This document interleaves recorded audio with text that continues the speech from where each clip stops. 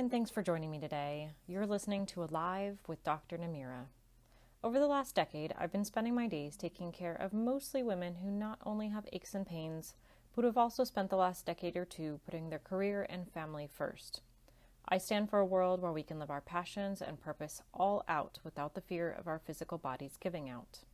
I've created this podcast, Alive, always living in vibrant energy, as a quick way for you to learn more about your body.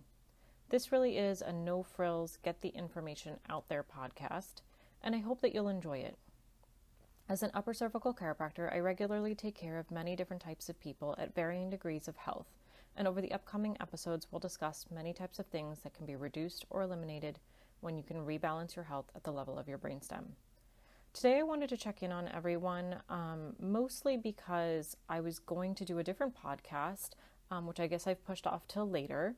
But I just had a patient walk out of my office, and one of the big things that seems to keep popping up right now, especially during our safer at home times, is anxiety.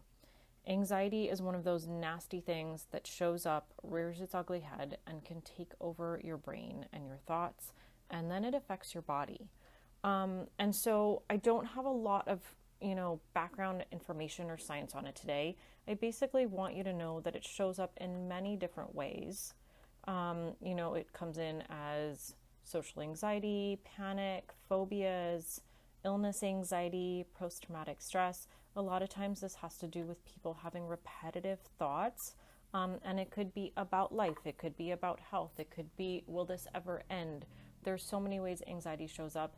Physically, it shows up in the body with an increased heart rate, rapid breathing, restlessness, trouble concentrating, difficulty falling asleep. But I wanted to share with you just 2 or 3 cases of patients of mine that I tend to notice some things that showed up. And so I wanted to share with you really quickly about those things and see if it could help someone you know or yourself. So I have 3 different patients. 2 of them, they're all women, who have major anxiety.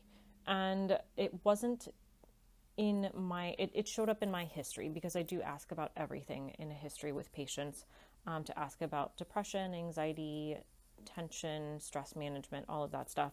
And it happened to show up in their notes that they have high anxiety. It's not what they came to my office for. 2 of them came in with vertigo issues. 1 of them came in with migraines. And I just happened to catch in their history that they had anxiety. I went under my regular care as I would with all of them. I have very specific protocols. It's how we get fabulous results in this office. But the things that we started to notice first with these women were, once we were able to get them in alignment and calm the body down and get them out of fight or flight, their anxiety was one of the first things to go away. It wasn't that big of a deal for me, but I'm going to tell you it was a huge deal for them to walk into my office and say, oh my gosh, I don't feel like that anymore. The thing that we noticed next that's even bigger for me is the moment that they went out, they knew, because their anxiety was back again. So it's not like they all of a sudden had a vertigo attack or they had another migraine and knew that they were out again. It was their anxiety that creeped back in first. And lo and behold, they would come in and I would scan them and it would show that they were stuck. And so once we adjusted them and cleared them out again, all of a sudden the anxiety is gone again. So I want you to remember there's always this really big mind-body connection. And I know we talk about it in a very kind of not so deep, shallow approach to this mind-body connection, but it's there. It's a huge connection. And I think many times we overlook it. And so while it's really important to have a gratitude practice and practice meditation and do all these things that are really good for our minds, it's also very important to realize that the stuff that's going on in our brain is also affecting our body.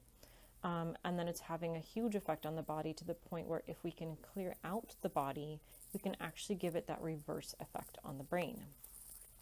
So I guess the big thing that I really wanted to share, and this is going to be a very short podcast for you today, but I just had to get it out there, is if you know someone that is struggling with anxiety, especially right now while we're all cooped up at home, many of us are not able to leave. I am able to actually gratefully get out and see people because I am seeing them in my office in a very clean and contained environment.